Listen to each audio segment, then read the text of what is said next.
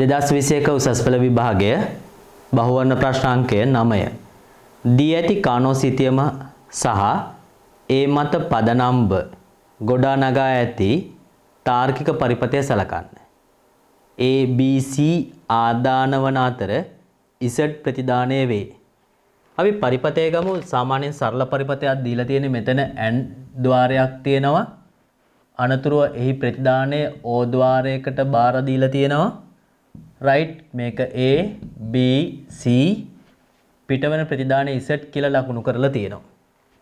ඉන් අනතුරුව කානෝසිතියමක් දීලා තියෙනවා. විචල්‍යයන් දෙකක් එක පැත්තකටත් ඉතිරි විචල්‍ය අනෙක් දෙසටත් පෙළගස්වලා තියෙනවා. මෙතන A B අගය ආදානයන් බිඳුව බිඳුව බිඳුව 1 1 1 1 බිඳුව. හොඳට නිරීක්ෂණය කරන්න මේ වගේ ආදාන. මෙතන බිඳුව 1 C අගය. මේකේ මෙතන බිඳුවයි 1යි බිඳුවයි 1යි. අනතුරු දීලා තියෙනවා සිම්පල් අකුරු E F G H. මේක නිර්මාණශීලී ප්‍රශ්න ආකෘතියක්. මීට පෙර මේ වගේ ප්‍රශ්නයක් දීලා නැහැ. එතකොට ඔබට කානෝසිතියමක් දීලා තියෙනවා. ඒ වගේම තාර්කික පරිපථයක් දීලා තියෙනවා. මේ තාර්කික පරිපථය නිර්මාණය කරලා තියෙන්නේ මේ පැත්තේ තියෙන කානෝසිතියම මත.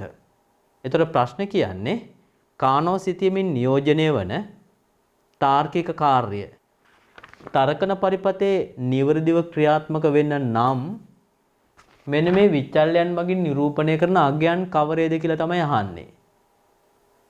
එතකොට මේ කානෝසිතියම අනුවලු පරිපථය ඇඳලා තියෙන්නේ.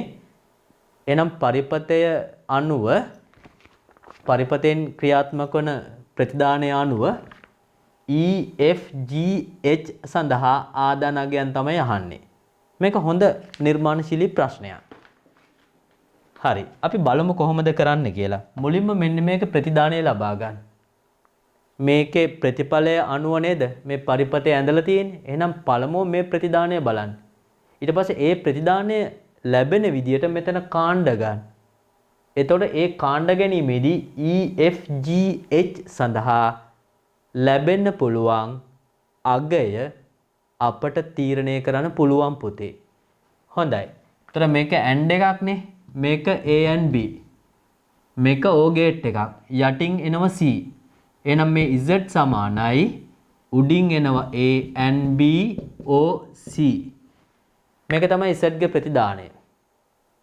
එහෙනම් හරි සරලයි A and B O C තමයි ප්‍රතිදානය. එහෙනම් මෙන්න මේ ප්‍රතිදානය ලැබෙන පරිදි තමයි කානෝසිතියමේ කාණ්ඩ වෙන්න ඕන. A and B O C. එතකොට මේ තමයි කානෝසිතියමේ කාණ්ඩ අවස්ථා. එහෙනම් එක කාණ්ඩයක් A and B වෙන්න ඕන. මේක එක කාණ්ඩයක් කාණ්ඩ වල අගය. මොකද කාණ්ඩවල පොදු අගයන් අනුව තමයි මේ ප්‍රකාශනය තුල්‍ය වෙන්නේ. කානෝසිතියමේ කාණ්ඩවලට අදාළ පොදු විචල්‍යයන් අනුව තමයි මේ ප්‍රකාශය ලබාගෙන තියෙන්නේ. එහෙනම් මේ ප්‍රකාශනය ලබා ගත්තා නම් එතනින් පස්සට එන්නකෝ. ප්‍රකාශයට අදාළව කානෝසිතියම ගොඩ නගන්න. එහෙනම් මේකේ C තියෙනවා. C තියෙන්න නම් C අගය පොදු වෙන්න නම් මෙන්න C සමානයි 1. මේක තියෙන්නේ ලුහු පද. ගුණිත පදනේ. A and B කියන්නේ. ඒ කියන්නේ මේක ගුණිත පද. ගුණිත පද. ඒ කියන්නේ ලුහු පද. හරි. එහෙනම් ලුහු පද අවස්ථා අනුව right කාණ්ඩය ලබා ගන්න වෙන්නේ. එහෙනම් කාණ්ඩය ලබා ගන්න නම් C ලෙස මෙන්න මේ කාණ්ඩය තමයි ලබා ගන්න වෙන්නේ. එතකොට මේ කාණ්ඩයට පොදු වෙන්නේ C විචල්‍යයේ අගය. මේ කාණ්ඩයට පොදු වෙන්නේ C විචල්‍යයේ අගය. එතකොට C විචල්‍යයේ අගය පොදු වෙන්න නම් මෙතෙන්ට එන්න ඕන 1. ඒ කියන්නේ G අගය 1යි. මෙතෙන්ට එන්න ඕන 1. එතකොට H අගය 1යි. එවනම් මේ කාණ්ඩයට 1 ඒවා පොදුයි. එතකොට මේ කාණ්ඩයට පොදු අගය C 1යි. එහෙනම් ප්‍රශ්නයක් නැහැ. ගුණිත එකක් වෙනවා. එහෙනම් මෙතන GH සඳහා අපිට මේ විදිහට අගය ගන්න පුළුවන්. එතකොට මෙන්න මේ C කෑල්ල ඇවිල්ලා තියෙන්නේ. A and B කියලා කියන්නේ සිරස්ව පවතින මෙන්න මේ කාණ්ඩය. මේ කාණ්ඩය ගත්තොත් ඒ කාණ්ඩයට පොදු විචල්‍යයන් තමයි ඉහළින් ගත්තොත් C වෙනස් වෙනවා A and B. එහෙනම් දැන් කියන්න මට මේ F කියන්නේ අගය 1 වෙන්න ඕන. එහෙනම් E කියන්නේ අගය බිඳුව වෙන්න ඕන. E සමානයි බිඳුව වෙන්න ඕන. right? ඒතර ඒක කාණ්ඩගත වෙලා නැහනේ.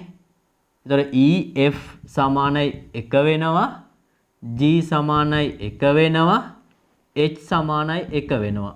මෙන්න මේ right දිමයාගයන් තමයි කානෝසිතියම තුල තියෙන්න ඕන. මෙන්න මෙලෙස කාණ්ඩ ගන්න. එහෙම කාණ්ඩ ගලොත් තමයි මේ ප්‍රතිඵලය සාර්ථක වෙන්නේ. එහෙනම් මෙන්න පිළිතුර. එතකොට ඔබ තෝරගන්න ඒ අනුව පිළිතුර දෙවෙනි පිළිතුර ලෙස තමයි ලකුණු වෙලා තියෙන්නේ. ආන්සර් එක දෙවෙනි පිළිතුර ලෙස ලකුණු වෙලා තියෙනවා. එහෙනම් මේක නිර්මාණශීලී ප්‍රශ්නයක්. කානෝසිතියම පාදකව පරිපතේ තියෙන්නේ. පරිපතේ ප්‍රතිදානය අනුව කානෝසිතියම ගොඩනගන්න. ඒ අනුව ඔය විචල්‍යයන් 4 සඳහා අගය ලබා ගන්න. දැන් එහෙනම් අපි මේක සටහන් කරගමු.